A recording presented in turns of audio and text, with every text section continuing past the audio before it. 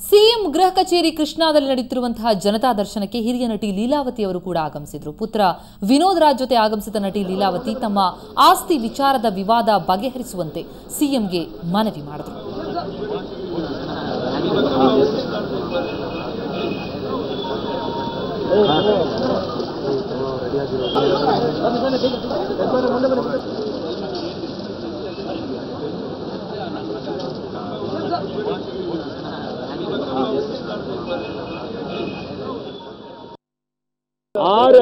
ಆರು ತಿಂಗಳಿಂದ ಸತತವಾಗಿ ಹೋರಾಡ್ತಾ ಇದ್ದಾರೆ. ಬಗೆ ಹರಿದಿದೆ, ಅದಕ್ಕೆ ಬೇರೆ ಬೇರೆ ಜಾಗದಿಂದ ಕರೆಸ್ತಾ ಇದ್ದಾರೆ ಅವರು.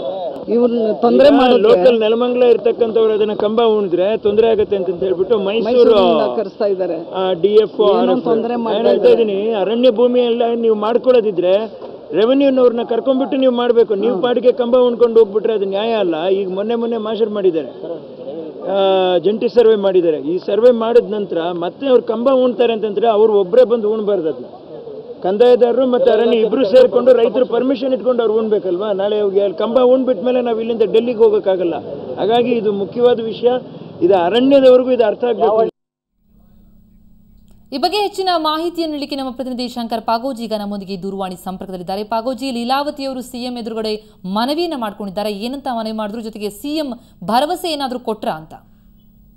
ಪ್ರತಿಮಾ ಏನು ನೆಲಮಂಗಲ ತಾಲೂಕಿನ ಸೋಲದೇವನಹಳ್ಳಿ ಮತ್ತು ಸುತ್ತಮುತ್ತಲಿನ ಗ್ರಾಮಗಳಲ್ಲಿ ಏನು ಕಂದಾಯ ಜಮೀನಿನಲ್ಲಿ ಇವರು ಕೃಷಿಯನ್ನ ಮಾಡ್ಕೊಂಡು ಬಂದಿದ್ದಾರೆ ಲೀಲಾವತಿ ಮತ್ತು ಇತರ ಆ ಗ್ರಾಮ ಸುತ್ತಮುತ್ತಲಿನ ಗ್ರಾಮಸ್ಥರು. ಅದು ಅರಣ್ಯ ಭೂಮಿ ಅಂತ ಹೇಳಿ ಅರಣ್ಯ ಅಧಿಕಾರಿಗಳು ಮೇಲಿಂದ ಮೇಲೆ ತೊಂದರೆ ಕೊಡ್ತಾ ಇದ್ದಾರೆ ಅನ್ನುವಂತ ಒಂದು ಆರೋಪವನ್ನ ಲೀಲಾವತಿ ಅವರು ಮಾಡಿರುವಂತದ್ದು. ಅವರು ಕಳೆದ ವರ್ಷದಿಂದಲೂ ಕೂಡ ಅವರು ನಿರಂತರ ಸರ್ಕಾರದ ಮಂತ್ರಿಗಳನ್ನ ಭೇಟಿಯಾಗುವಂತದ್ದು, ಅವ್ರ ಮನವಿ ಸಲ್ಲಿಸುವಂತ ಒಂದು ಪ್ರಯತ್ನವನ್ನ ಮಾಡ್ತಾ ಇದ್ದಾರೆ. ಮತ್ತೆ ಕಾನೂನು ಸಚಿವ TB ಜಯಚಂದ್ರ ಅವರು ಅವರ ಜಮೀನನ್ನ ಬಿಟ್ಟು ಕೊಡಿ ಅಂತ ಅಧಿಕಾರಿಗಳಿಗೆ ಸೂಚನೆ ಕೊಟ್ಟರು ಕೂಡ ಆ ಅಧಿಕಾರಿಗಳು ಮತ್ತೆ ಅಲ್ಲಿ ಕಲ್ಲು ನೆಡುವಂತ ಒಂದು ಪ್ರಯತ್ನವನ್ನ ಮಾಡಿರುವಂತದ್ದು. ಇದು ಅರಣ್ಯ ಭೂಮಿ ಅಂತ ಬೇಲಿ ಹಾಕ್ತಾ ಇದ್ದಾರೆ ಅನ್ನುವಂತ ಒಂದು ಆರೋಪವನ್ನ ಲೀಲಾವತಿ ಅವರು ಮಾಡಿರುವಂತದ್ದು.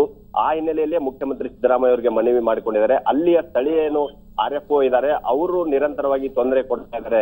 ಇದು ಕಂದಾಯ ಭೂಮಿ ಅಂತ ಆಗಿದ್ರು ಕೂಡ ಮತ್ತೆ ಸರ್ವೆ ಮಾಡುವ ನೆಪದಲ್ಲಿ ನಮ್ಮ ಬೇಲಿ ಹಾಕ್ತಾ ಇದ್ದಾರೆ, ನಮ್ಗೆ ತೊಂದರೆ ಕೊಡ್ತಾ ಇದ್ದಾರೆ. ಅವರನ್ನ ಬಿಟ್ಟು ಬೇರೆಯವ್ರ ಕಡೆಯಿಂದ ಸರ್ವೆ ಮಾಡಿಸಿ ನಮಗೆ ನಮ್ಮ ಜಮೀನನ್ನ ಬಿಟ್ಟು ಕೊಡಿಸಿ ಅನ್ನುವಂತ ಒಂದು ಮನವಿಯನ್ನ ಮಾಡ್ಕೊಂಡಿದ್ದಾರೆ. ಅದಕ್ಕೆ ಸಿಎಂ ಕೂಡ ಸಕಾರಾತ್ಮಕವಾಗಿ ಸ್ಪಂದಿಸಿದ್ದಾರೆ. ಥ್ಯಾಂಕ್ ಯು ಶಂಕರ್ ಪಾಗೋಜಿ ತಮ್ಮೆಲ್ಲ ಮಾಹಿತಿ.